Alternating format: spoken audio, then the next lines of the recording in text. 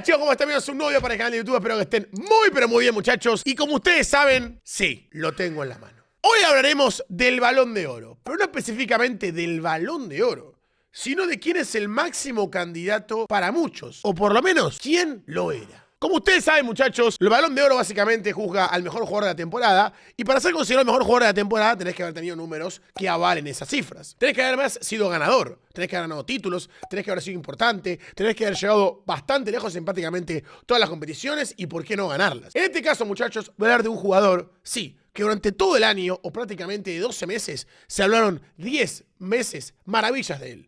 Que era el mejor, que los números eran impresionantes, que te sorprendía cada partido, que era muy constante, muy regular, que aparecía siempre en goles o asistencias y que prácticamente era un Balón de Oro cantado meses antes. Un jugador que hizo 64 partidos, dio 38 goles y 23 asistencias, o sea que generó 61 goles en 64 partidos, una verdadera brutalidad. Que salió campeón de Liga, campeón de Copa, campeón de Supercopa, le hizo un hat-trick al Bayern Múnich, le hizo 5 goles al Real Madrid, le hizo 5 goles al Benfica, fue ni más ni menos que 16 partidos consecutivos de los mejores jugadores del Barcelona, inclusive dando gol o asistencias partido tras partido. Fue considerado el mejor jugador de la Liga, para mí el mejor jugador de la Champions League, fue uno de los máximos asistidores de la Liga y uno de los máximos asistidores de la Champions. Sí, muchachos, ¿por qué toda la gente dejó de hablar de Rafinha?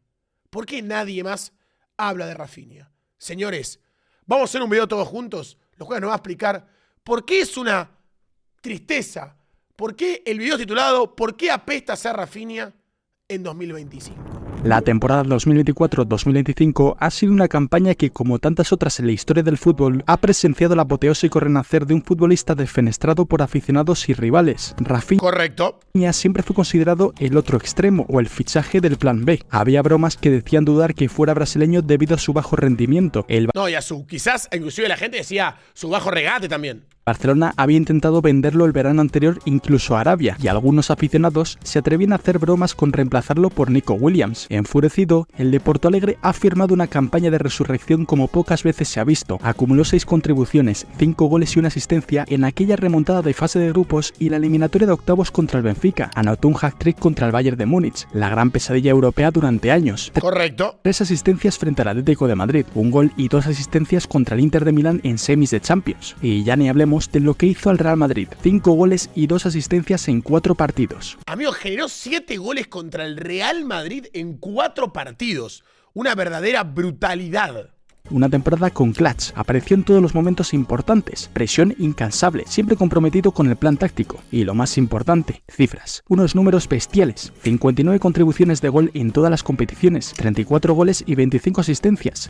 No, además el brazalete capitán, lo bien que le queda a Rafinha, porque cuando no estaba Frenkie de Jong, cuando no estaba Araujo, y queda Rafinha como principal capitán, ningún culé estaba triste porque es el capitán Rafinha. De hecho, todos estaban contentos. Tremendo lo de Rafinha, que se ganó el respeto de toda la gente, pero callando bocas, haciendo goles, goles, goles, goles y más goles. Incluso logrando un récord en la Liga de Campeones que solo leyendas como Lionel Messi, Cristiano Ronaldo y Robert Lewandowski han conseguido, alcanzar las 19 contribuciones de gol en una única temporada de la Champions League. Sin embargo, a pesar de todos los méritos logrados, parece que nadie sepa apreciar su temporada y está siendo víctima de un sesgo de actualidad donde las narrativas más recientes están eclipsando sus logros. Por supuesto también su... No, y aparte voy a decir algo, para mí, y díganme chicos, ustedes en los comentarios si bancan. Yo siento que en las últimas semanas se han hablado de Cole Palmer, de Vitinha, del señor Hakimi, Donnarumma, escuché también, Nuno Méndez, lo de Lamine Yamal y Dembélé lo entiendo, pero prácticamente todos los demás lo dan a Rafinha como lejísimo, como top 7, top 8 al Balón de Oro.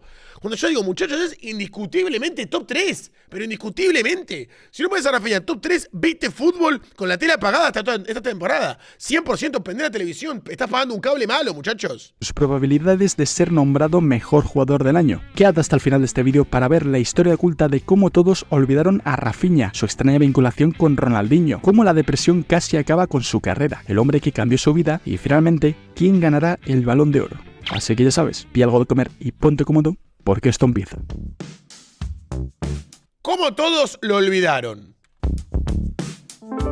Pero antes de hablar del Rafinha olvidado por todos, debemos hablar brevemente de sus orígenes, porque estos tampoco han sido fáciles. Uf, mucha aura, brasileñas. Rafael Díaz Beloli, conocido mundialmente como Rafinha, nació el 16 de diciembre de 1996 en Porto Alegre, Brasil, pero concretamente en Restinga, uno de los barrios más pobres de Porto Alegre. Su herencia es una mezcla de raíces italianas por parte de su padre y brasileñas por parte de su madre. Muy bien. La infancia de Rafinha transcurrió en el duro entorno de las favelas de su ciudad natal, un camino que parece ser un requisito no escrito para muchas de las grandes leyendas del fútbol, sobre todo los jugadores brasileños. Desde niño su vida giraba en torno a un balón, en campos de barro, compartiendo el mismo talento innato para el juego bonito con todos sus amigos. Todos soñaban con ser futbolistas como las estrellas brasileñas que veían por televisión. Sin embargo, a medida que crecían, la dura realidad y la necesidad empujaban a muchos de sus compañeros hacia la delincuencia. Temiendo que su hijo siguiera ese mismo camino, sus padres lo animaron a tomarse el fútbol como una vocación seria, no solo como un pasatiempo. La inspiración Muy bien los padres apoyándolo, definitiva llegó en 2006, cuando Ronaldinho, también de Porto Alegre, estaba en la cima del mundo tras ganar el Balón de Oro y la Champions League con el FC Barcelona. Su madre utilizó a Dinho como el ejemplo perfecto. Ronaldinho también jugó en el mismo lodo que tú, respiró el mismo aire y creció en tu mismo barrio. Si él pudo, tú también puedes, le solía comentar su madre. Esas palabras encendieron una llama en el joven Rafinha, quien a partir de ese momento se alejó de las malas influencias para dedicarse en cuerpo y alma a su sueño, aunque a pesar de su determinación, los obstáculos ya comenzaban a llegar. A diferencia de la época de Ronaldinho, el fútbol brasileño estaba saturado de talento, y Rafael era tan solo un chico pequeño, delgaducho y a primera vista poco vistoso, lo que le hizo casi imposible conseguir un lugar en las categorías inferiores de un equipo profesional. Fue rechazado por el Gremio y el Inter de Porto Alegre. Se quiere matar ahora, ¿no? Se quiere matar. La situación llegó a un punto crítico cuando cumplió 18 años y todavía no tenía club. Sin embargo, Rafinha nunca estuvo dispuesto a abandonar. Al contrario, estaba dispuesto a recorrer 8 horas en autobús para jugar en el modesto Avaí Fútbol Club, un equipo tremendamente humilde y Avaí Fútbol Club, la verdad no lo conocía, con el que apenas ganaba dinero para vivir, mientras a su edad los futbolistas que tienen proyección para ser estrellas ya están en clubes con renombre, contratos e incluso patrocinadores. Rafinha tenía que pedir dinero y comida por la calle porque con el fútbol apenas ganaba pasta. A pesar de las malísimas circunstancias, al brasileño le ocurre un golpe de suerte que lo cambia todo. Su padre, músico de samba, fue contratado junto a su grupo para tocar en una de las famosas fiestas de Ronaldinho Gaucho. En dicha ¡mira vos! fiesta, la leyenda del fútbol entabló una relación con el padre de Rafinha, lo que no solo le hizo conseguir una foto, eso realmente era lo de menos, Qué locura igual conocer a tu ídolo así, sino que hizo que el nombre de Rafinha llegara a los oídos de...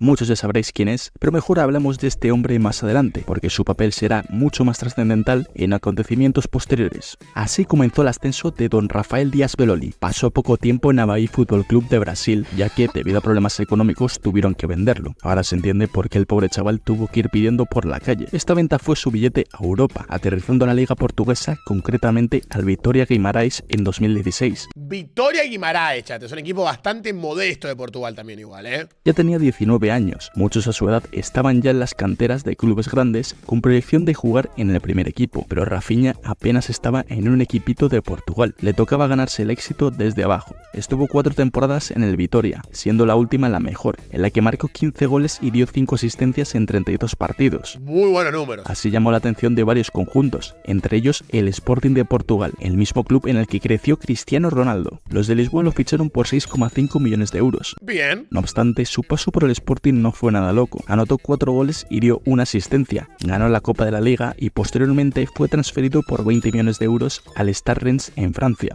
Bueno, ya 20 millones que paga el Stade Reims porque tiene una confianza grande en que puede ser un muy buen jugador, Después de 2 temporadas en tierras galas, se Mira, juega un Camavinga, ¿verdad? mudó a la Premier League, y aunque significaba ganar un poco menos de dinero, jugar en el Leeds United le daría la visibilidad necesaria para llamar la atención de los clubes más grandes de Europa. Amigo, muy poco tiempo pasó de estar en el Avaí a estar en la puñetera Premier League, o sea, tremendo. Su estancia con los blancos no fue sencilla. El brasileño llegó en un momento crítico. El equipo estaba al borde del abismo, luchando por no descender de la Premier League. Se lo tuvieron que jugar todo en la última jornada, fuera de casa frente al Brentford, un equipo que ya estaba matemáticamente salvado del descenso y ni siquiera optaba a Europa, pero que, por algún motivo, lo dio todo por llevarse el partido. Algo que personalmente odio. No digo que te dejes perder directamente, pero vamos, no estaría mal que bajaran el ritmo en situaciones de este tipo.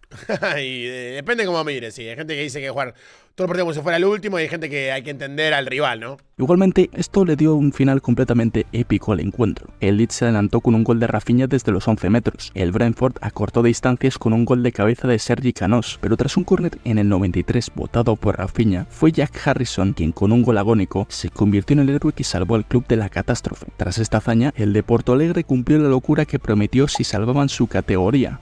Revivió, amigo, el Leeds, Dios. Correr de Con Bielsa estaba dirigido en ese momento. rodillas todo un campo de fútbol, un gesto que era un acto de agradecimiento a Dios y que conmocionó al mundo del fútbol. Tras esta buena temporada de la Premier League, los rumores con el FC Barcelona no se hicieron esperar. En plena revolución culé, Xavi Hernández no dudó en contar con él gracias a la recomendación de su agente Deco. Su papel no solo en la carrera, sino también en la vida de Rafinha ha sido tan clave que nos detendremos en unos minutos a analizarlo con detalle. Sin nadie esperarlo. Y vamos a decir algo, chicos, acá perdón que paro un segundo para decirles un inciso, porque ustedes saben, chat, yo soy muy fanático del Barça y entiendo bastante la historia del club. En ese momento el Barça, chicos, en esa temporada precisamente, estaba con un momento financiero muy complicado el Barcelona, realmente. Entonces, que el Barça decida gastar prácticamente 60 millones de euros en Rafinha, le está dando a entender que él tiene que ser ese jugador, junto con Lewandowski, junto con los jugadores que ya había en el plantel, obviamente, que tienen que resurgir a un Barça que estaba en un momento muy complicado, en el cual el Real Madrid estaba acá, en la verdad, y el Barça estaba acá. Y Rafinha también fue la gran apuesta de la directiva culé, de Deco, de Laporta, y de también todos los hinchas del Barça, que creían que él podía ser el jugador que podía resurgir al Barcelona, pero no es lo mismo apostar por un jugador cuando tenés 1.000 millones de presupuesto que apostar 80, por ejemplo, de tu presupuesto, y pones 60 en Rafinha. Está dando a entender de que él tiene que ser esa pieza angular del equipo que pueda volver a resurgir y que ponga al Barça donde merece estar. La temporada que le abrió las puertas a lo que era su gran sueño se acabó convirtiendo en prácticamente un problema existencial para el brasileño.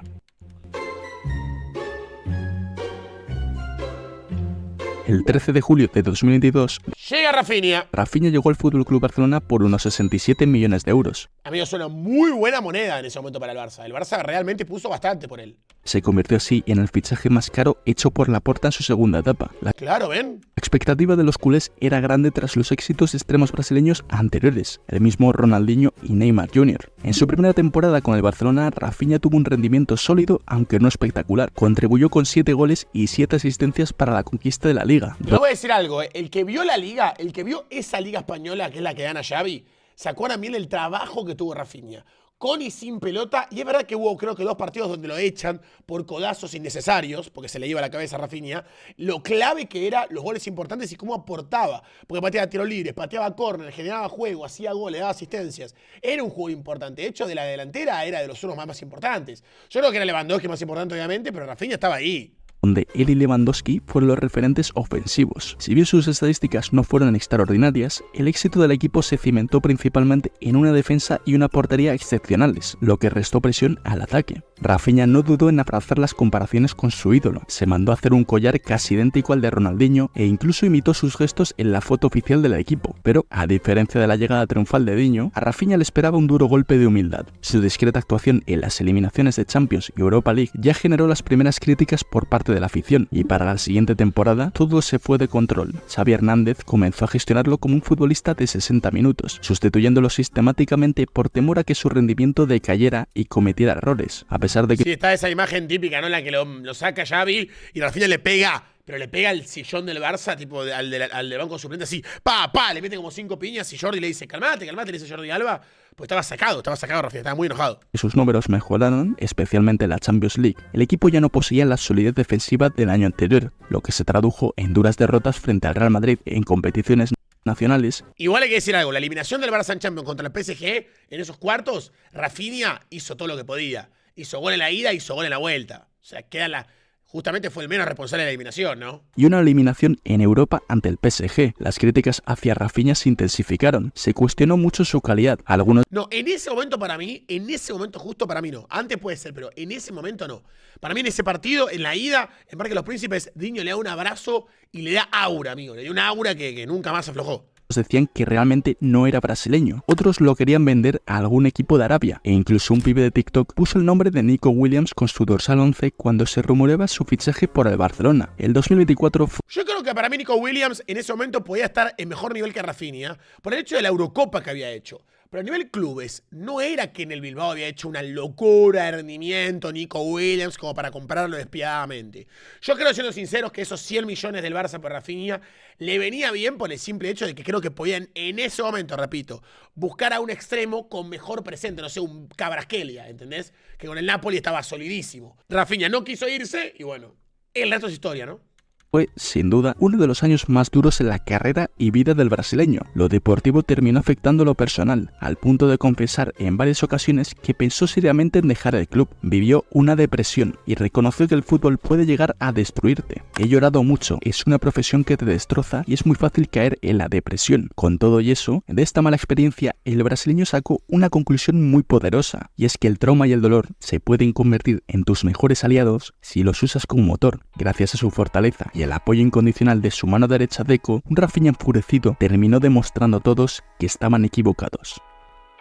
Pero antes Llega Flick y es una locura, de reventarlo y alcanzar su prime futbolístico, Rafinha tuvo que superar una serie de circunstancias adversas, como ya hemos visto a lo largo de este vídeo, pero la realidad es que no lo hizo solo, siempre estuvo acompañado por Anderson Luis de Souza, al que todos conocemos como Deco. Su historia con Rafinha comenzó en 2016, cuando el brasileño todavía mendigaba para poder comer y era un desconocido jugando en la Copiña. Deco, que apenas iniciaba su carrera como representante, lo conoció en aquel torneo, pero lo curioso es que el vínculo no nació solo en ese momento. Como ya os dije hace unos minutos, el padre de Rafinha acabó siendo amigo de Ronaldinho Gaucho correcto. gracias a Mira esa foto. tocar en sus fiestas. Demasiado puterío aquí, demasiado puterío. Y fue el propio Diño quien, al escuchar hablar de su hijo al padre, recomendó a Deco que lo siguiera de cerca. Sí, exactamente, aquel hombre que nos quise revelar antes. En la Copiña, Rafinha conoció a Deco en persona y quedó impactado. Aquel era el mediocampista que había visto por televisión brillar con el Barça y con Portugal, y no solo estaba delante suyo, sino que estaba interesado por él. Tras ese torneo, Deco se convirtió en el agente de Rafinha. Fue él quien le tendió el puente a Europa, consiguiéndole una prueba en el humilde Vitória Guimarães. Años más tarde, durante su ascenso, el portugués fue fundamental en todos sus traspasos por los diferentes clubes europeos: Sporting de Lisboa, Rennes, Leeds United y finalmente el Fútbol Club Barcelona. Y aparte encima ahora, si es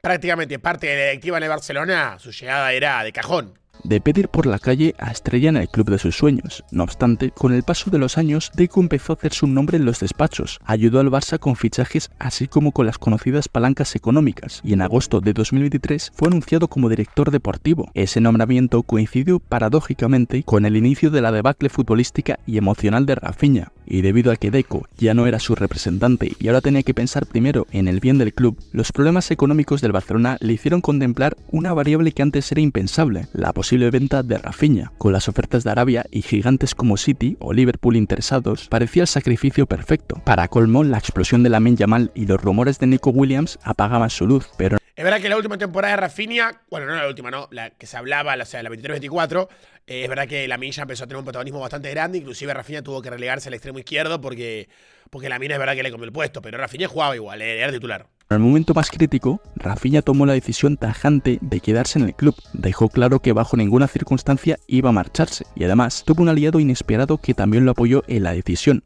Hans-Dieter Flick. Claro, le dijo, no te vayas. El nuevo entrenador del Barça confiaba plenamente en el brasileño, y así, sobre la cuerda floja, Rafael Díaz firmó una temporada para la historia. Pero, ¿cómo todos la acabaron olvidando?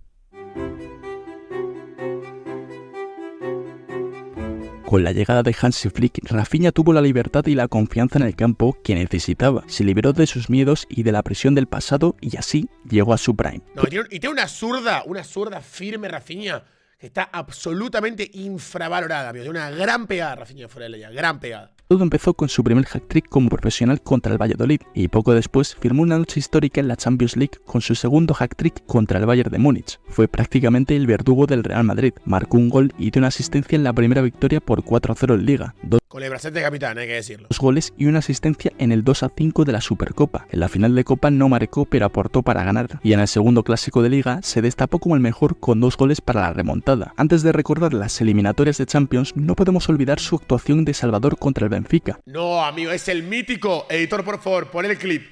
¡No pares, Rafinha! ¡No pares, Rafinha! ¡No pares! ¡Rafinha! El 5-4, que bueno, se me explotó la cabeza con ese gol. Qué locura de partido, qué locura. Que tenías puesta la camiseta del Barça y ¿sabes a qué me recordó? ¿A qué, amigo? Escucha. ¡Por favor, te lo pido! ¡No pares, Rafinha! ¡No pares, Rafinha! ¡No pares! ¡Por favor, te lo pido! ¡Cero! ¡No, saca esa mierda! ¡Saca eso! ¡Saca eso, flaco! 2 goles y uno de ellos el de la remontada en el 96, en los octavos otra vez frente al Benfica. Este gol se lo inventa él. Realmente este gol se lo inventa él. El Barça estaba jugando muy mal el partido de octavos de Champions contra el Benfica. La ida estaba jugando mal. Benfica era más que nosotros. Y realmente el partido lo gana 1-0 el Barça. Pero es todo obra de Rafinha. Porque inclusive él intercepta un pase malo de los portugueses y mete la pierna y saca un zurdazo abajo. Que el arquero no llega. O sea, realmente la victoria del Barça en la ida fue toda de Rafinha. Pero solo. Él lo hizo. 3 goles y una asistencia para poner el 4-1 definitivo. En los cuartos contra el Dortmund fue clave en la ida, que dejó la eliminatoria casi sellada con 1 gol y 2 asistencias. Y en semifinales, a pesar de no hacer su mejor eliminatoria, marcó el gol que momentáneamente dejaba a los culés en la final de la Champions. Es que claro, que Rafinha no haga 1 gol y 2 asistencias, o 2 goles y 1 asistencia, es como que jugó mal. Era increíble. La gente decía, Rafinha no jugó bien, pero el tipo siempre hacía goles, boludo. Siempre hacía goles. Entonces yo ahí en un momento decía, ¿pero qué está pidiendo la gente, amigo? ¿Qué piensa? ¿Que Rafinha es Messi? Pará, amigo. Está jugando muy bien al fútbol, pero tampoco exíjanle algo según las expectativas que ustedes tenían de él, porque si no, lo están sobreexigiendo para mí ya en un momento. Le pedían demasiado. A mitad de temporada no habían dudas. Claro, el Balón de Oro de Rafinha era inevitable. En ese momento nadie competía contra él. No se hablaba de Dembélé, no se hablaba de Salah, no se hablaba de Vitinha, no se hablaba de Palmer, no se hablaba de Hakimi. O sea, no existían esos muchachos. No existían realmente, ¿eh? Rafinha era el claro candidato a ganar el Balón de Oro. Sin embargo, a finales de la temporada han sucedido una serie de circunstancias que, hablando mal, jodieron a Rafinha. A medida que la temporada llegaba a su fin, el nombre de Rafinha comenzó a desvanecerse del discurso público, algo que podríamos decir que ha sido debido al sesgo de actualidad, donde las narrativas más recientes han eclipsado los logros pasados, y es que la diferencia es abismal. A Dembélé y a Lamine Yamal los ha acompañado una narrativa fuerte, casi romántica, con el francés el aura de genio incomprendido que podía explotar en cualquier momento, y con Yamal la etiqueta de niño prodigio. No, yo creo que también lo de Dembélé también fue el hecho de ser una de las figuras de un PSG que realmente juega bien el fútbol, de que tiene una idea clara de juego, que Luis Enrique los potenció a todos, y que también esas imágenes de ver a un Dembélé desesperado por presionar, corriendo toda la pelota como si fuera la última, que no se lesiona, que es constante, que aparece en Champions. Pero en los números, si uno lo compara mano a mano, claramente Rafinha ha tenido mejor temporada que Dembélé, a pesar de que Dembélé ganó la Champions, obviamente, ¿no? Y lo de Lamine Yamal es una gran verdad, muchachos. Si hablamos de técnica, hablamos de... Yo creo que se entienda, chicos. Hablamos de talento, exclusivamente de talento futbolístico. Para mí el Balón de Oro lo merece Lamine Yamal. Esto es indiscutible. Tiene un talento diferente a todos los demás jugadores hoy en día en Europa. Pero la temporada de Rafinha también hay que valorarla. A eso es donde yo quiero llegar.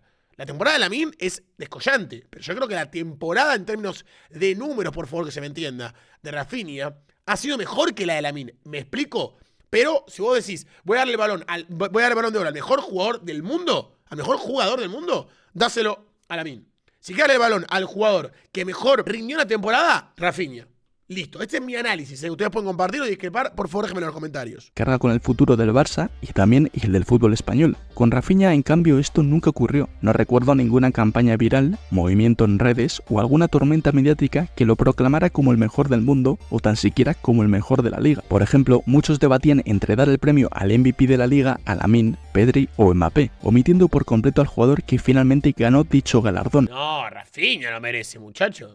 Rafinha. Una frase que encontré por internet define a la perfección la situación de los culés para este Balón de Oro. Por lógica es Rafinha, por sentimiento es Yamal. Y es que mientras Rafinha rompía récords en la Champions League, el mundo del fútbol parecía mirar hacia el chaval de 17 años. Ni mucho menos digo que... Es que también, chicos, también vamos a decir una gran verdad y vamos a esos comentarios que opinan.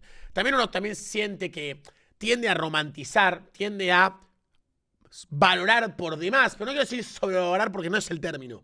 Pero uno tiende a empatizar con lo juvenil, tiende a empatizar con lo joven, tiende a empatizar con ese jugador de 18 años que maravilla al mundo con 18 años. Uno siempre tiende a que esos jugadores que uno idolatraba, Messi, Cristiano, Neymar, Ronaldinho, esos jugadores que eran diferentes a los demás y que lo hicieron con ese nivel de precocidad, vos digas, che, a ver si Lamine se acerca a ellos, porque uno vive el fútbol para encontrar a esos jugadores que lo hicieron feliz. Y Lamine está apuntando a ser, la verdad, un jugador potente en la historia del fútbol mundial. Rafinha, en cambio, tiene 27 años, ya es un tipo más grande, nunca fue nombrado como el mejor jugador del mundo, entonces que tenga una gran temporada es como, nada, mejor hacerlo a Lamine, que tiene una pinta de que va a ser más que Rafinha. Ese es mi pensamiento, ¿no? Lamine no sea un grandísimo jugador. De hecho, en estos momentos seguramente sea el mejor del mundo, pero este premio es de toda la temporada. Lamine ha sido bestial contra el Madrid, Atlético e Inter de Milán, pero Rafinha también ha sido determinante en partidos gordos y no solo al final de temporada, sino desde el principio. Logró estas cifras jugando principalmente como extremo para un Barcelona que esta temporada ha comenzado y culminado una transición y dentro... Igual te tenía que decir algo, Rafinha ha jugado esta temporada de todo. Ha jugado de falso 9, ha jugado atrás de Lewandowski, ha jugado de extremo izquierdo, ha jugado como ese tercer mediocampista, junto, por ejemplo, con Frenkie de Jong, Pedri, y te jugaba un Dani Olmo, o inclusive te puede reemplazar Rafinha. Obviamente jugaba de extremo izquierdo, obviamente cuando Lamine no jugaba se podía tirar al perfil derecho. En cambio, Lamine ya es un extremo derecho más puro. Es la posición en la que él mejor juega, donde es desequilibrante y donde le pinta la cara a cualquier jugador que se enfrente, ¿no? Un sistema que no giraba en torno a él, y sinceramente, si Vinicius, Mbappé o Lamine Yamal hubieran registrado estas mismas estadísticas, muchos dirían que el Balón de Oro sería claramente para alguno de ellos. Hasta el propio jugador, siendo consciente de la situación, le dio me gusta a una publicación en Instagram que sugería que, al igual que Neymar y Vinicius, probablemente no ganaría el Balón de Oro. Mirando más exhaustivamente a los números, la campaña 24-25 de Rafinha fue histórica. Sus cifras finales fueron de 34 goles y 25 asistencias en todas las competiciones, lo que suma un total de 59 contribuciones de gol en 57 partidos. Locura. Este ratio supera con creces tanto a Dembélé como a Lamine Yamal. Además, su producción llegó en los momentos más vitales, partidos de vuelta en eliminatorias de Champions, encuentros ajustados en la Liga y sí, ese penal clave contra el Celta de Vigo. Rondas decisivas de la Copa del Rey. Fue un jugador sumamente determinante en la temporada del Barcelona. Solo en la Liga fue el tercer máximo contribuyente de goles, por detrás de Mbappé y Lewandowski. No, también hay que decir que Lewandowski en un momento de la temporada se lesiona, pierde varios partidos, y ahí Mbappé se hincha goles. Sobre todo Mbappé en el momento en el que más empezó a hacer goles, pero que era una locura casi por partido, era cuando el Barça bajó su rendimiento. El Barça tuvo una meseta de rendimiento, inclusive un bajón clave, que fue más o menos en el mes de noviembre-enero. No, mejor dicho diría noviembre, diciembre, y enero ya gana la Supercopa de España, y ahí ya todo es diferente. Los cuales operan como delanteros centro. También mirando los datos más avanzados, como los goles y asistencias esperadas, vemos que el rendimiento de Rafinha no ha sido marcado por la suerte, sino por la intención y el esfuerzo. Para contextualizar su dominio en la Champions League, no solo lideró la competición en goles y asistencias, sino que estuvo involucrado en 22 de los 43 goles del Barcelona, lo que quiere decir que participó en el 51,16% de una barbaridad. Los tantos azulgranas. Poniendo esto en retrospectiva y para hacernos un poco a la idea de lo que significa, la campaña más dominante de Leo Messi en la Champions, la 2011-2012, fue de 14 goles y 5 asistencias. El Barça esa temporada anotó 35 goles en total, lo que quiere decir que el rosarino contribuyó en el 54,29% de los tantos. Mirá, amigo, números de Messi, lo de Rafinha, números de Messi.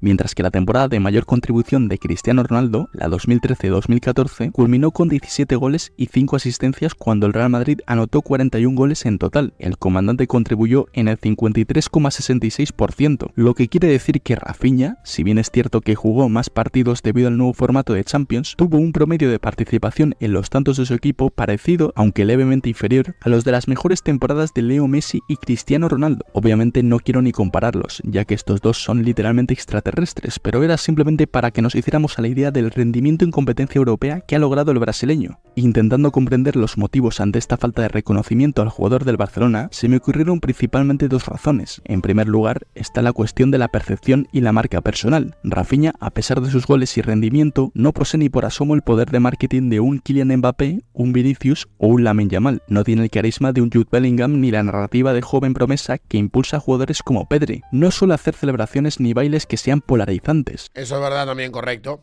Y siendo sinceros, tampoco ha estado a un nivel élite durante tantísimo tiempo. Obvio, amigo, lo de Mbappé es una locura. Mbappé es de los 5 mejores jugadores del mundo de los 18 años, ya tiene 26 y sigue siendo top 5, por no decir top 3. Como por ejemplo Kylian Mbappé, quien tiene un marketing bestial desde que era adolescente porque el ruido que provocó como promesa en el Mónaco lo ha materializado con Francia y con el PSG. Bueno, la Champions todavía se le resiste, pero ya me entendéis. Rafinha tampoco juega como un villano para provocar a la grada, algo que haría que se hablase mucho más de él, aunque también podría provocar... Yo creo que igual el partido ese de Argentina, para mí, ¿se acuerdan esa entrevista que hace con Romario? Que le pregunta a Romario...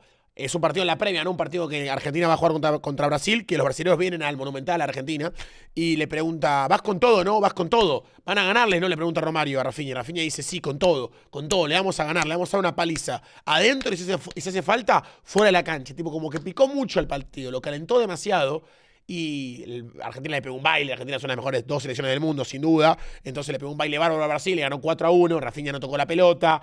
Y bueno, obviamente que eso también expuso a Rafinha, que le dice, ¿para qué hablas si después no te la bancás, si no demostrás? En cambio, todas las veces antes que Rafinha simplemente se quedó callado, jugaba la pelota, la rompía, y veo como que se animó a competirle a una Argentina en su mejor momento. Y bueno, la Brasil es muy mala, en la realidad esta Brasil es mala comparada con Argentina, y bueno, quedó ahí retratado, ¿no? Que obtuviese menos votos en el Balón de Oro como ya le pasó a Vinicius. En segundo lugar, y como solución a algunos resquicios y dudas que han quedado de la primera razón, está el ya comentado sesgo de actualidad, una tendencia cognitiva que nos lleva a los seres humanos a valorar y dar más importancia a hechos recientes incluso cuando estos no sean tan representativos. Esto básicamente provoca una montaña rusa de opiniones y candidatos al Balón de Oro que, para ser sinceros, como aficionado al fútbol es bastante divertida. Obvio. A principios del mes de junio, con la temporada prácticamente concluida, Champions, Ligas y Copas Nacionales terminadas, solo quedando por disputar una Nations League y el nuevo Mundial de Clubes, el Power Ranking del Balón de Oro, lo que viene siendo a ser la lista no oficial y dinámica que cambia a lo largo. Mire, en marzo de 2025, número 1, Rafinha. Ni estaba Lamine. Salah, Mbappé, Pedri, Vinicius. Que para mí hoy, el rendimiento de la temporada completa de Vini, esto fuera del top 20. Fuera del top 20 realmente. De la temporada, diciendo los favoritos al Balón de Oro, establecía a Dembélé como número 1, Yamal como número 2 y Rafinha como número 3. Sin embargo, días después se jugó la Nations League y una serie de cambios bruscos al ranking sucedieron. Vamos, que el sesgo de actualidad hizo su trabajo. Las semifinales de la Liga de Naciones eran por un lado un Portugal-Alemania y por otro un España-Francia. También hay que decir algo, ¿no? Y es una gran verdad, y esto hay que comentarlo públicamente. Los europeos tienen la posibilidad de jugar un torneo que el sudamericano no puede. Rafinha no puede ganar una final argentina para decir, bueno, y también gané esto para merecer el Balón de Oro. El europeo, con este formato de Nations League, tiene más posibilidades de ganar el Balón de Oro. Porque cuando el argentino, o mejor dicho, el sudamericano, tiene la Copa América como plus para decir, yo presento mi Copa América para además darme el Balón de Oro, el europeo te presenta la Euro.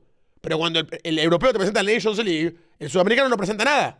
Entonces siempre el europeo tiene un torneo más para poder decir, bueno, miren esto, yo también hice esto para el Balón de Oro. Y el sudamericano no muestra nada porque no juega nada. En el segundo partido sucedió todo el espectáculo. Se enfrentaban los dos mayores candidatos al Balón de Oro, Lamine Yamal contra Dembélé. Descansa en paz el pobre Rafinha, que se quedó fuera de todo este ruido mediático. Tras una previa muy caldeada... Claro, pero es que no se quedó afuera, no puede estar dentro, sería la frase. En la que Lamine subió una historia con el gol a Francia en la Eurocopa y dejó unas declaraciones desafiantes en rueda de prensa. Yo soy los que vota al mejor jugador del año. Pero si la gente quiere jugarse al jueves, pues jugamos al jueves. Claro, y veo como que también Lamine empezó a...